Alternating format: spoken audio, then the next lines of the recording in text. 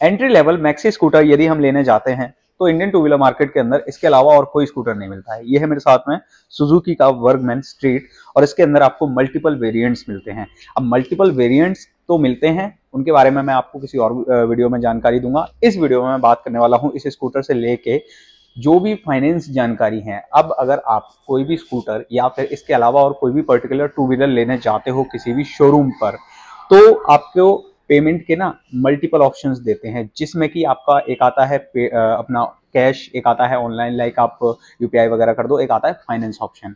अब finance option का ये होता है कि आपके पास एक फिक्स अमाउंट नहीं होता है पूरी गाड़ी का पेमेंट एक साथ देने का। उसमें क्या है, आपको शोरूम जो है वो फाइनेंस के अलग अलग ऑप्शंस प्रोवाइड करवाता है, जिसमें कि बैंक जो है आपको लोन देगा और एक निर्धारित डाउन पेमेंट जो है वो आप दोगे।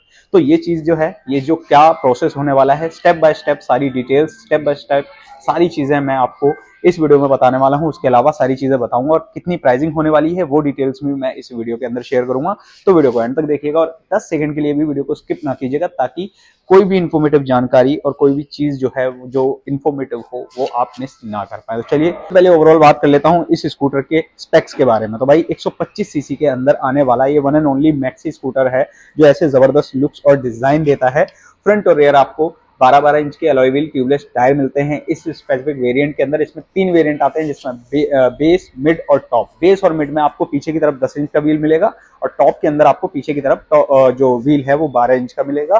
बाकी यहाँ पर फ्रंट और रेयर लाइट देखोगे तो फुल एलईडी लाइट मिलेगी, फ्रंट में डिस्क मिल जाएगा और डिसेंट सा यहाँ स्पेस मिल जाएगा और काफी दमदार लुक निकल के आ जाएगा। ओवरऑल यहाँ पर आपको फुल डिजिटल मीटर मिल जाएगा, जिसके अंदर कनेक्टिविटी के साथ में turn by turn navigation, call alert, message alert जैसे फीचर्स भी मिल जाएंगे। अच्छा खासा डिजाइन मिल जाएगा। तो ये ओवरऑल चीजें जो है वो आपको इस स्कूटर में मिलने वाली हैं। अब बात कर लेते हैं भाई, पहले मैं बता देता हूँ प्राइसिंग की कितनी प्राइसिंग होने वाली है। तो इसके अंदर आपको 3 वेरिएंट्स मिलते हैं। शुरुआती कीमत 96,000 एक शोरूम से है, जो कि 96,000। मिड में जाओगे तो 98,700 की एक शोरूम, और अगर टॉप वेरिएंट में जाते हो जो कि मेरे साथ में इस समय, ये 1,14,000 की इसकी एक शोरूम कीमत है टॉप वाले वेरिएंट की। क्या कुछ डिफरेंसेस है वो बाद में कभी डिस्कस करेंगे। अब प्राइस जो है वो ऑन रोड इस वाले मॉडल का जो है वो आपको 1,34,000 के समथिंग देखने के लिए मिलेगा। और ओवरऑल मिड वाले वेरिएंट की यदि बात करूं तो 1,18,500 रुपए जो है वो आपका ऑन रोड देखने के लिए मिलेगा। अब यहाँ पर क्या कुछ फाइनेंस होने वाला है, कितनी ईएमआई आने वाली है, कितनी डाउन पेमेंट आने वाली है, वो मैं आगे वीडियो में बताऊंगा। पहले मैं आपको डॉक्यूमेंटेशन समझा देता हूं कि अगर आप फाइनेंस लेने जाते हो तो फाइनेंस लेते जाते समय आपको क्या कुछ डॉक्यूमेंट जो हैं वो ध्यान में रखने हैं और माइंड में रखने हैं कि मैं ये डॉक्यूमेंट्स लेके जा रहा हूँ। सबसे पहले तो आपको जो डॉक्यूमेंट हैं ये वाले जो मैं बता रहा हूँ, ये 101% ये हमेशा आपको कैरी करने ही पड़ेंगे, जिसमें कि पैन कार्ड, आधार कार्ड, पासपोर्ट साइज फोटो और अपनी अकाउंट डिटेल्स। अकाउंट डिटेल्स में आपका जो पासबुक हो गई, चेकबुक हो गई और एटीएम इमेंडेट करने के लिए। तो ये चीजें जो होगी ये 100%। फिर इसमें भी सिचुएशन बनती है, आप रह रहे हो रेंट पे या फिर रह रहे हो अपने खुद के घर में।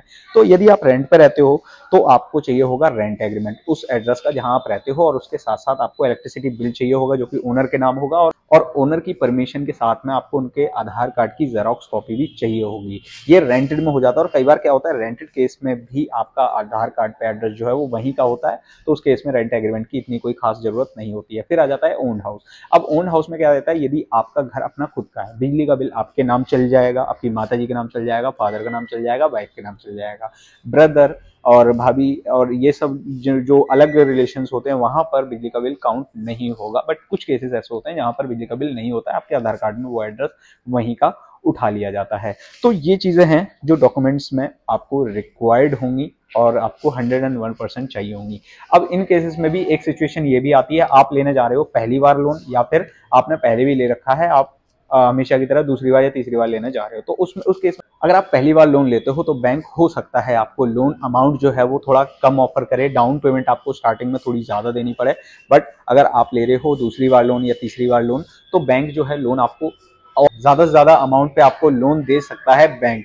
उस केसेस में आपका सिविल जो होता है वो और ज्यादा अच्छा होता है। इस केसेस में क्या होता है, आपने ऑलरेडी लोन ले रखा है और बैंक जो है वो आपके लोन के ट्रैक को देख रहा है, जिसमें कि आपने ऑलरेडी लोन की ईएमआई जो है वो टाइम टू टाइम दे रखी है। तो उस बेसिस पे आपको लोन जो है काफी अच्छे से मिल जाएगा, आराम से मिल जाएगा, और डॉक्यूमेंटेशन आपका काफी ज्यादा बढ़िया रहने वाला है। तो ऐसे ही आपको आराम से लोन मिल जाएगा। उसके अलावा 2 कंडीशंस और आती हैं, जिसमें क्या आता है, एक इनकम, अब इनकम आपकी सैलरीड है या फिर है अपना खुद का बिजनेस। अगर आपकी सैलरीड है इनकम तो आपका जो सैलरी है और आपके अकाउंट की सेविंग है वो आपकी EMI इंटू 3 होनी चाहिए। उस केसेस में क्या होता है कि बैंक आपकी स्टेटमेंट को देख के आपको आराम से इजीली लोन दे देता है। अगर बिजनेस की बात करें कि अपना खुद का बिजनेस है, उसके उस तौर पे आपको कब कैसे लोन मिल सकता है, तो उसमें क्या होता है कि आपकी इनकम जो है ना वो फिक्स नहीं होती है। अब फिक्स नहीं होती है तो बैंक कुछ केसेस में आपसे ITR मांग लेता है जो आप इनकम टैक्स फिल करते हो। कुछ केसेस में अगर आपकी मंथली जो अर्निंग है लाख, 1.5 लाख, 50,000, 60,000 है तो आपसे नहीं मांगा जाएगा, खाली स्टेटमेंट को देख के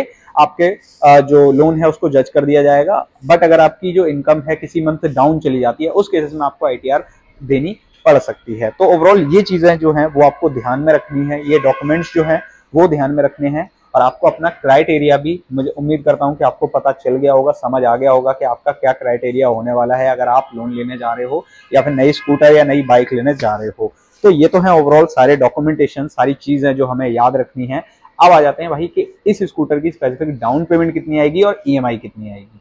अब डाउन पेमेंट की अगर मैं बात करूं तो इस स्कूटर की कम से कम डाउन पेमेंट जो है वो 15,000 आ जाएगी। और उसमें भी क्या रहेगा कि आपके सिविल पे डिपेंड करेगा, आपके डॉक्यूमेंटेशन पे डिपेंड करेगा कि आप पहली बार लोन ले रहे हो तो हो सकता है आपको डाउन पेमेंट ज्यादा करनी पड़े, और आपका सिविल थोड़ा सा डाउन है तो हो सकता है आपको ज्यादा डाउन पेमेंट करनी पड़े, और यदि आपका सिविल बहुत अच्छा है तो हो सकता है आपकी डाउन पेमेंट 15,000 से भी कम आ जाए। अब आ जाते हैं EMI पे कि EMI कितनी हो सकती है। अब बैंक जो है वो आपको EMI ऑफर करता है 1 साल से लेके 5 साल तक, जिसमें कि 1 साल, 1.5 साल, 2 साल, 2.5 साल, 3 साल, 3.5 साल, 4 साल और 5 साल। बैंक अलग अलग टेन्योर ऑफर करेगा आपके सिविल बेसिस पे। कुछ बैंक ऐसे होते हैं जो लिमिटेड होते हैं, कुछ बैंक ऐसे होते हैं जिनमें आपको सारे ऑप्शंस मिल जाते हैं। पर वहां पर एक चीज देखने के लिए मिलती है कि आपको कुछ बैंकों के अंदर 60 महीने का लोन नहीं मिलता है, बट कुछ बैंक ऐसे होते हैं जो 5 साल तक का लोन प्रोवाइड करवा देते हैं। अब इस स्कूटर के अंदर आपको डाउन पेमेंट जो है वो मैंने बता दी 15,000 मिनिमम आप कर सकते हो। अब इसी केस में अगर आप EMI बनवाना चाहो जो कि 3 साल की बनवाते हो तो 3 साल में आपको 3,983 रुपए की 36 यानी कि 36 EMI आपको मंथली इंस्टॉलमेंट जो है वो पे करनी पड़ेगी। और अगर इसी EMI को आप 2 साल करवाते हो यानी कि 24 महीने, तो 24 महीने के अंदर आपको 5500 रुपए के लगभग EMI मंथली इंस्टॉलमेंट पे करनी पड़ेगी। जिस तरीके से आप टेन्योर बढ़ाते जाओगे, सपोज आप अभी 2 साल के लिए करवा रहे हो तो आपकी 5500 आ रही है, 3 साल के लिए करवा रहे हो तो आपकी 4,000 आ रही है। अब इसी EMI को आप करवाते हो 4 साल तो आपकी EMI लगभग 3,000 या 3,100 के समथिंग आ सकती है। तो ओवरऑल ये जो चीजें हैं, ये डाउन पेमेंट और EMI ओवरऑल सारी चीजें होने वाली हैं भाई। अब आप मेरे को कमेंट बॉक्स में कमेंट करके अपने अपने ओपिनियंस, अपने कमेंट्स मेरे को शेयर कर सकते हो। यदि इससे रिलेटेड या फिर ऐसे ही फाइनेंस से रिलेटेड यदि कोई और जानकारी जानना चाहते हो तो आप सब मेरे को कमेंट बॉक्स में पूछ सकते हो। बाकी ऐसे ही बढ़िया और ऐसे ही detailed news, reviews, comparison videos यदि देखना पसंद करते हो तो जरूर से चैनल को सब्सक्राइब करो, बेल आइकन प्रेस करो, वीडियो को लाइक करो। ऐसे ही वीडियो के साथ बहुत जल्द लौटेंगे। आज के वीडियो को यहीं एंड करते हैं।